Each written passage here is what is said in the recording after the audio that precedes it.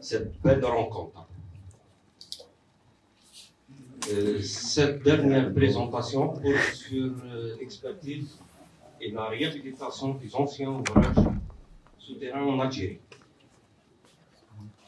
On va traiter ce sujet par la méthode QQ-OQCCP, qui consiste à poser et répondre aux questions suivantes.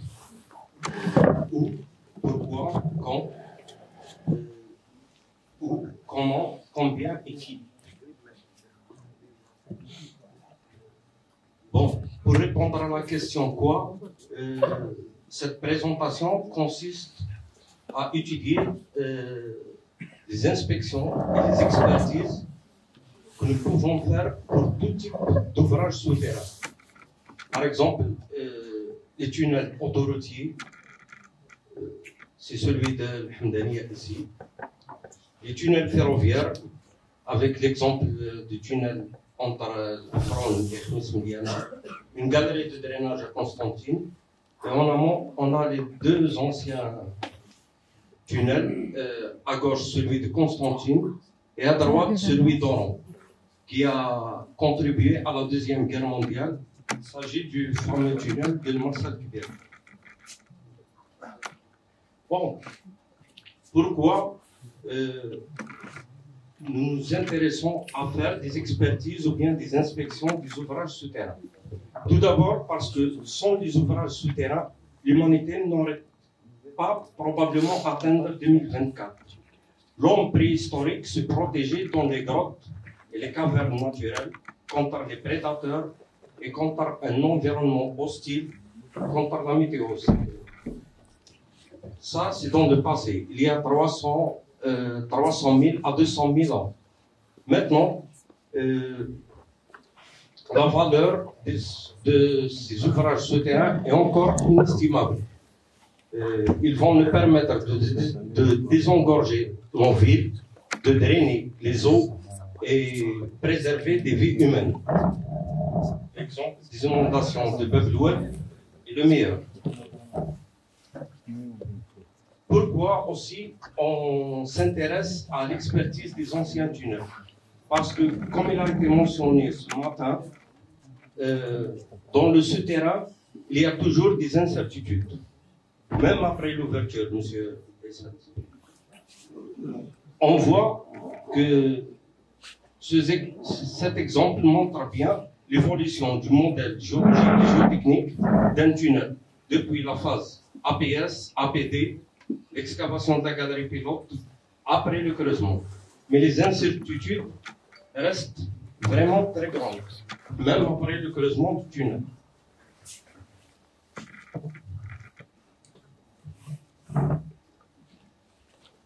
Pourquoi aussi on s'intéresse? Parce que les accidents dans les tunnels arrivent, même dans les tunnels qui sont déjà achevés. C'est le cycle normal de la vie d'un ouvrage que depuis sa finalisation, il va subir un état stable et puis il va y avoir une dégradation, un vieillissement de l'ouvrage. Mais aussi parce que lors de la construction des tunnels, il peut y avoir des zones faibles ou médiocres géotechniquement.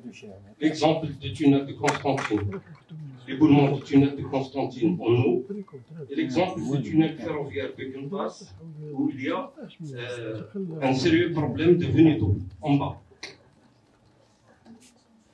Ces zones vont être très probablement être des zones faibles durant la vie de l'exploitation d'ouvrages. D'où la nécessité de faire des expertises et des inspections des ouvrages souterrains. Quand il n'y a pas de norme, quand est-ce qu'on doit faire une expertise d'anciens ouvrages souterrains?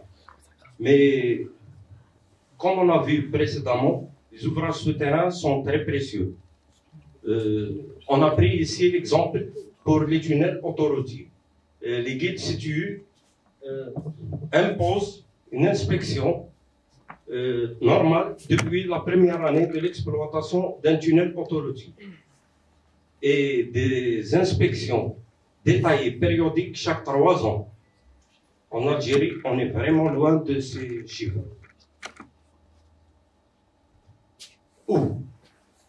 Où est-ce qu'on doit faire nos expertises ou bien inspections du tunnel? On ne doit pas se contenter d'expertiser à l'intérieur du tunnel. Parce que pour les tunnels peu profonds, par exemple, un glissement peut détériorer les portails. Classification de la masse rocheuse des alentours du tunnel, de la zone d'influence, avec un intérêt particulier pour la cartographie de la fracturation, ou bien de discontinuité en général. Même si le tunnel n'est pas revêtu, il est dans la roche, il est vraiment stable, comme l'exemple ici à Constantine, mais il y a parfois des chutes de pierres, des chutes de petites pierres qui peuvent provoquer une perte de vie humaine. Toujours en essayant de répondre à la question comment, d'habitude, on commence par la mesure de la déformation topographique. Nous avons exploité le laser scan pour la mesure de déformation topographique dans le tunnel de Jebel Ouache. Et suite aux résultats obtenus, nous avons pu détecter des voûtes où la déformation n'était pas du tout attendue. Parce que cette zone, auscultée par le laser scan, était vraiment très loin de la zone effondrée en 2014. Et suite à nos résultats, ces plots, ces voûtes sont maintenant à refaire, ce qui a causé un glissement dans le délai et le coût du tunnel de Jebel Ouache. Après avoir obtenu le résultat de la déformation topographique, on peut programmer des essais de vérins plats pour essayer de mesurer la contrainte dans les zones les plus déformées. Les vérins plats, ce sont des vérins de cette forme. Et l'essai consiste à faire une signée dans le revêtement du tunnel et faire 3 points de repère de part et d'autre de la signée et mesurer la distance avec une précision du centième de millimètre. Et puis introduire le vérin et essayer de pomper de l'huile dans le vérin pour revenir à la distance initiale qui existe entre les 3 repères. Ça nous donne une idée ponctuelle sur la contrainte dans ce plan. Mais aussi, on peut suivre la variation de la contrainte, si on veut.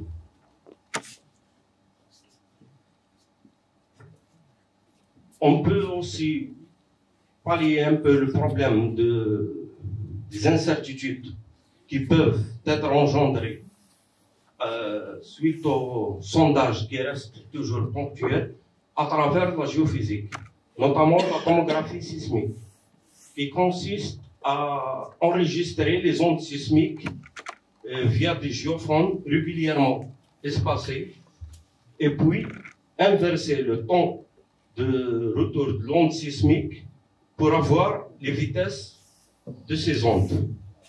Nous pouvons ensuite calculer le module de Young, le coefficient de Poisson et le module de déformation. Cet exemple montre bien la répartition géographique ou bien spatiale des ondes P et des ondes S dans un tunnel où cette partie est vraiment bonne, mais le terrain est vraiment très médiocre.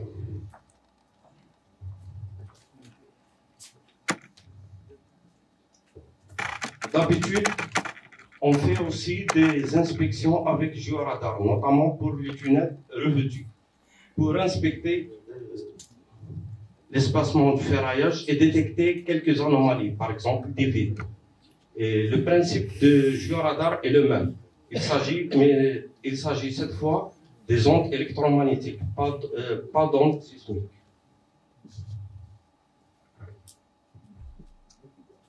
Ensuite, On passe à l'analyse des pathologies du béton ou bien des maçonneries, parce que généralement les anciens tunnels sont en maçonnerie. Et ces exemples montrent quelques pathologies, l'éclatement de béton, quelques fissures, corrosion de ferraillage. Mais ces photos sont prises dans des tunnels d'Oran, des tunnels qui datent du XVIIIe siècle, depuis l'époque de la colonisation espagnole, et qui sont ouverts récemment au public. On voit bien l'éclairage au LED en bas.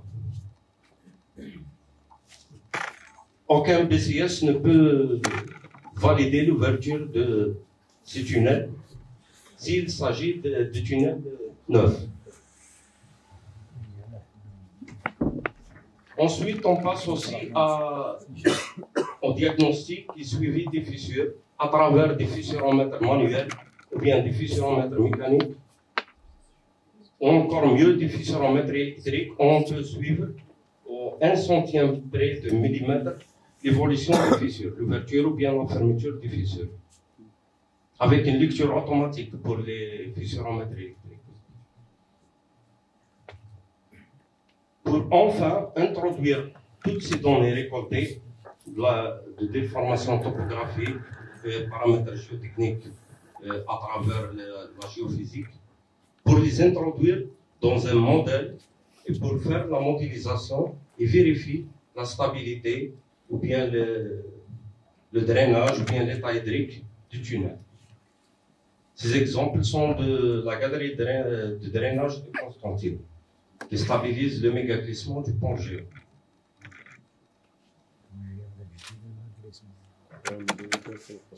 Mais à Smart Sky, on a une option pour éviter la perte des vies humaines et pour faire une inspection en temps réel et quotidienne. Il s'agit du monitoring automatique. Cette technique peut s'appliquer aussi aux bâtiments, au patrimoine, aux rails, dans les tunnels, dans les chutes de blocs ou bien les falaises rocheuses. En ce qui concerne le coût, ou bien combien coûte une expertise ou bien des inspections de tunnels, en réalité, il n'y a pas de chiffre standard. Tout dépend de l'âge, de l'état du tunnel. Il y a plusieurs variables. Cette réponse est de ChatGPT.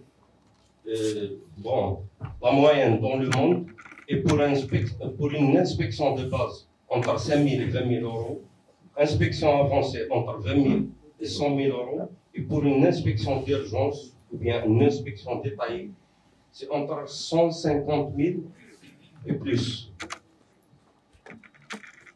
Mais, à mon avis, il faut multiplier tout ça par 0, parce que la vie d'un être humain n'a pas de valeur. Bon, maintenant, qui peut faire ces expertises ou bien inspections? En réalité, en Algérie, on a l'embarras du choix. Vous n'avez qu'à choisir entre l'agence d'Alger, de Constantine, de France ou bien de Doha. Smart Sky. Merci pour votre réunion.